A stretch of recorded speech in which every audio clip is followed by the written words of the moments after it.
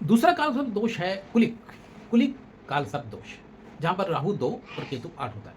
राहु 2 क्या है? हमारी परिवार है, हमारा बैंक में पड़ा पैसा है, हमारे बैंक में पड़ी ज्वेलरी है। केतु मौत का घर है, जहाँ 8वें में केतु बैठा है। तो अब प्रॉब्लम्स यहाँ पर आ जाएंगी अगर कालसर्प दोष बन रहा है तो।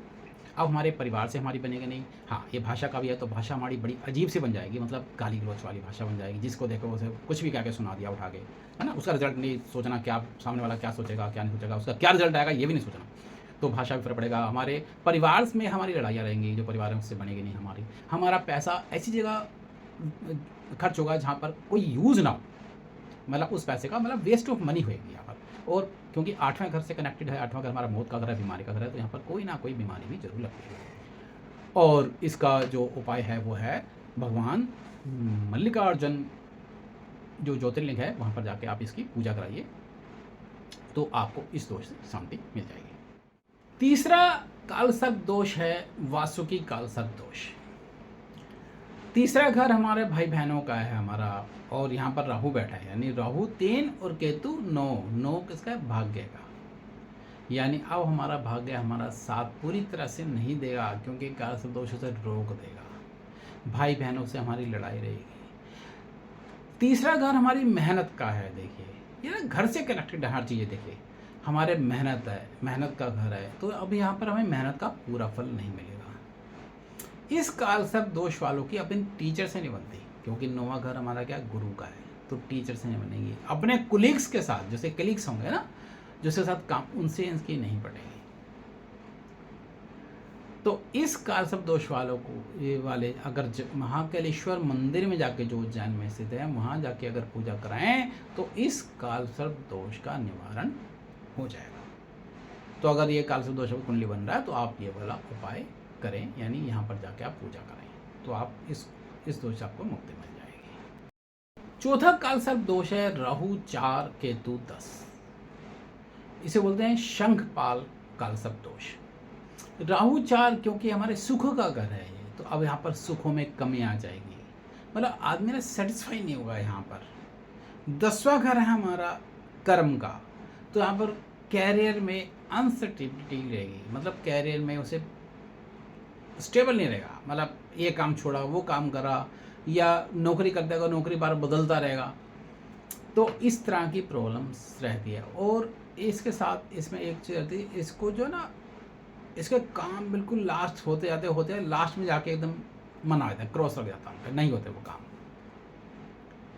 तो ऐसे कालसर्प दोष अगर आपकी कुंडली में लगता है तो आप ओमकारेश्वर वहाँ जो मंदिर है वहाँ जाके, भगवान शंकर का ज्योतिर्लिंग है, वहाँ पर जाके आप इसकी पूजा कराइए, तो आपको इससे जरूर लाभ होगा। अगला कालसर्प दोष है पदम। पदम कालसर्प दोष। राहु 5 केतु 11। राहु 5, 5वां घर किसका होगा ना? संतान का, हमारी खुशियों का, एंटरटेनमेंट का, है ना। हमारी शिक्षा भी देखी जाती है 5वें घर से। और 11वां घर क्या है? हमारे लाभ का, यानी क्योंकि उससे पहले 10वां घर है, हम मेहनत करेंगे तो उसे लाभ मिलेगा। तो अब यहाँ कहाँ कहाँ दिक्कत आएगी? 11वें घर से दिक्कत आएगी, यानी लाभ लेट मिलेंगे, हमें मिलेंगे पर लेट मिलेंगे। संतान से प्रॉब्लम रहेगी या संतान को प्रॉब्लम रहेगी। यहाँ पर एंटरटेनमेंट हमें नहीं कर पाएंगे। जैसे हम सपोज मूवी देखने आ रहे हैं कि भाई चलो यहाँ जाकर मूवी देखते हैं, तो वहाँ पर कुछ हमें पंगा हो जाएगा, तो आप कि भाई कुछ काम निकल आएगा या कोई दिक्कत हो जाएगी, तो इस तरह मतलब उसमें भी रुकावटें आएंगी आपको, है ना। और ये हमारी मेमोरी का भी घर होता है 5वां घर, तो ऐसे बंदे की मेमोरी भी अच्छी नहीं होती, मतलब बातों को ना भूल जाता है जल्दी से, ठीक है। तो ये इस कालसर्प दोष का जो निवारण हम करेंगे वो उसे करने के लिए हमें भगवान केदारनाथ के ज्योतिर्लिंग का दर्शन करें और वहाँ उसकी पूजा कराएं, तो उससे आपको लाभ होगा। छठा कालसर्प दोष है महापदम। महापदम कालसर्प दोष, ये राहु 6 और 6 घर में और केतु 12वें घर में हो तो बनता है। राहु 6 में है तो इसका मतलब छठा घर हमारा क्या? रोग, ऋण, शत्रु, कोर्ट केस, बीमारी, छोटी बीमारी, है ना। और 12वां घर क्या है? हॉस्पिटल, जेल, एकांतवास, मतलब बुराइयों में बता रहा हूँ, अच्छाइयाँ भी होती नहीं करोगी, लेकिन बुराइयों में बता रहा हूँ। तो प्रॉब्लम इन चीज़ों से रिलेटेड रहेगी हमें। तो इसलिए यानी कि हमें क्या होगा कि हमारे दुश्मन, बेवजह दुश्मन जन्म पैदा होते रहेंगे और कोई ना कोई हमको बीमारी लग जाएगी, ठीक है। और इससे बचने के लिए हमारा बार-बार अगर हॉस्पिटल बीमार होंगे तो हॉस्पिटल जाना पड़ेगा। एकांत रहना पसंद करेंगे हम, लोगों से बातचीत कम करेंगे, ठीक है ना।